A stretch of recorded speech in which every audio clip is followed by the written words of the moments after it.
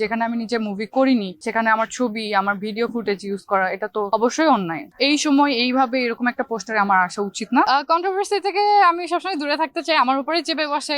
আজকে মূলত ডিফারেন্ট একটা কারণে আসা হয়েছে। রিসেন্টলি একটা মুভি নিয়ে খুব ঝামেলা চলছে, কন্ট্রাক্ট ম্যারেজ, যেখানে হচ্ছে মৌসুমী আপু অ্যাক্টিং করেছে। সো সেখানে আমার ছবি ইউজ করা হয়েছে অ্যান্ড বলা হচ্ছে যে মুভির ভিতরে আমারও কিছু সিকোয়েন্স আছে। সো আমি আমার ছবি আমার পারমিশন ছাড়া ইউজ করেছে, আর আমি কোনো মুভিতে এই পর্যন্ত অ্যাক্টিং করিনি। সো সেক্ষেত্রে আমার কাছে মনে হয়েছে এটা অন্যায়, আর এর জন্য আমি এখানে একটা লিখিত অভিযোগ দিয়ে গেছি এফডিসিতে এসে। এফডিসির যারা লাইক যারা অথরিটিতে আছে তাদের সবার কাছে অ্যাপ্লিকেশন দিয়েছি। তো সব জায়গায় একটা করে লিখিত অ্যাপ্লিকেশন দিব, তারপর আমার জায়গা থেকে যেভাবে প্রোটেক্ট করা যায় সেটা আমি করবো। আমি প্রথম বলি, আমার সিনেমাতে অ্যাক্টিং করা হয় না এখনো। এখন পর্যন্ত সিনেমার অফার পেয়েছি মোটামুটি, বাট করা হয় নাই কারণ আমার অ্যাক্টিং খুব একটা ভালো না। আমি চেষ্টা করছি অ্যাক্টিং শেখার। তো নাটক হয় কি, নাটক হচ্ছে আমার কাছে শেখার একটা জায়গা, আমি এখান থেকে শিখছি। সো আমি হচ্ছে সিনেমা একটা big farm, not a cup of T. So সিনেমার জন্য অনেক প্রিপারেশন লাগে, এটাতে ইনভেস্টমেন্ট বেশি, তারপর হচ্ছে ক্যামেরা ফ্রেমিং বড়, তারপর সবকিছু মিলে বিগ অ্যারেঞ্জমেন্ট। সো এটার জন্য অবশ্যই প্রিপারেশন নিয়ে আসা উচিত, হুট করে তো আসা উচিত না। আর যেখানে আমি নিজে মুভি করিনি সেখানে আমার ছবি আমার ভিডিও ফুটেজ ইউজ করা এটা তো অবশ্যই অন্যায়। আর অনেক জায়গায় দেখলাম যে পোস্টারের মধ্যে আমার এআই জেনারেটেড পিকচার ইউজ করা হচ্ছে, সেটাও অন্যায়। সো আমি দেখছি এখন কিভাবে কি করা যায় আমার জায়গা থেকে। আমি চাইবো যে এই ছবিতে সিনেমা যদি রিলিজও হয়, আমার পিকচার এবং আমার কোনো ফুটেজ যদি থাকে সেটা ইউজ করা যাবে না। না, আমার এক্ষেত্রে কোনো অনুমতি নেওয়া হয় নাই, আমি হুট করেই ছবিটা দেখি। তো দেখে তো আমি নিজে অবাক হয়েছি। তো প্রথমে আমি ভেবেছিলাম তার সাথে আগে প্রথম কথা বলে নিই।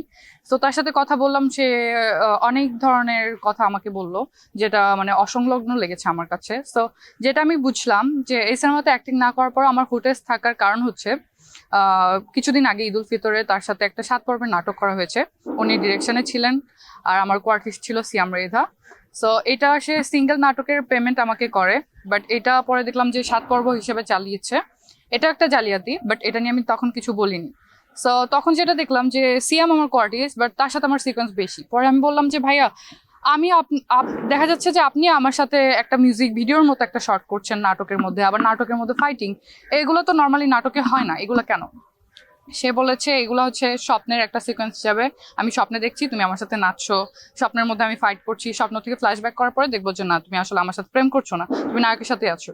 সো পরে যখন দেখলাম যে 7 পর্ব যখন রিলিজ হলো, এটার মধ্যে কোনো জায়গার মধ্যে এই ফুটেজ গুলা নাই।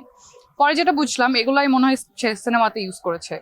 তো অলরেডি মৌসুমী আপু মনে হয় এগুলো নিয়ে কথা বলেছে। Mousumi is the biggest superstar and আমি তো নিউ কামার, বলতে গেলে নিউ কামারই, আমি অনেক কিছু শিখছি, অনেক কিছু ভুল হচ্ছে। সো মৌসুমী আপু হয়তো বা তার জায়গা থেকে পদক্ষেপ নিচ্ছে। তো আমার দিক থেকে আমার মনে হয়েছে এই সময় এইভাবে এরকম একটা পোস্টারে আমার আসা উচিত না। সো তার জন্য আমি স্টেপ নিচ্ছি। এখানে অভিযোগ হচ্ছে সে হচ্ছে প্রযোজনাও করেছে, প্রযোজকও বলতে হবে, সে ডিরেকশনও দিয়েছে, ডিরেক্টরও বলতে হবে। আবার সে দেখলাম যে পোস্টারের মধ্যে তার ছবি সবার প্রথমে অনেক বড় করে দেওয়া, তার মানে সে নায়ক হিসেবেও অ্যাক্টিং করেছে। সো একজনই যদি 3টা হয় তাহলে তার হাসান জাহাঙ্গীর ভাইয়া যে মেইনলি, তো তার বিরুদ্ধে আমার এই অভিযোগ যে সে আমাকে না জানিয়ে এটা করেছে। তারপরে হচ্ছে সে আমার ফুটেজ ইউজ করেছে, আমার এআই জেনারেটেড ছবি ইউজ করেছে, তারপর নাটকের নাম করে সেই ফুটেজগুলো আবার সিনেমাতে ইউজ করছে, যেখানে আমার তার সাথে কোনো চুক্তি হয়নি, তার সাথে কোনো সাইনিং হয়নি। সো আমি এটার জন্য আসলে খুবই দুঃখ পেয়েছি। কন্ট্রোভার্সি থেকে আমি সবসময় দূরে থাকতে চাই, আমার উপরে চেপে বসে এটা আমিও জানি না, হয়তোবা কি বলবো, এটা আসলে হয়ে যায়। মানে সবসময় দেখি, সবসময় নিউজ ফিডে আমাকে দেখতে আমার নিজেরও ভালো লাগে না যে কেন সবসময় আমি। এইবারও আমি এর জন্যই আসলে ক্যামেরার সামনে আসতে চাইনি, বাট এই যে দেখেন যে আসতে হলো, আসলে কপাল, যেটা লেখা থাকে সেটা করতেই হবে, কিছু করার নাই।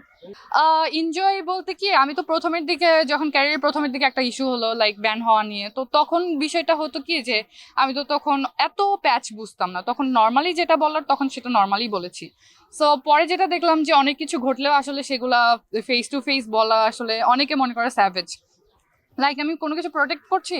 অনেক ডিরেক্টর ভাবে ও তো স্যাভেজ, ওর সাথে কাজ করবো, কোনো বিপদ হলে ও তো আবার দেখা যাবে যে সম্মেলন করবে, সাংবাদিক সম্মেলন করবে, পরে আবার একটা ইস্যু হবে। তো অনেকে আমার সাথে কাজ করতেও ভয় পায় এর জন্য। সো তাদের জন্য আমার এটাই বলা যে আমি আসলে সবসময় কন্ট্রোভার্সিতে থাকতে চাই না। তো হুট করে যখন অন্যায় হয়ে যায়, তো তখন না আসলে আর করার কিছু থাকে না।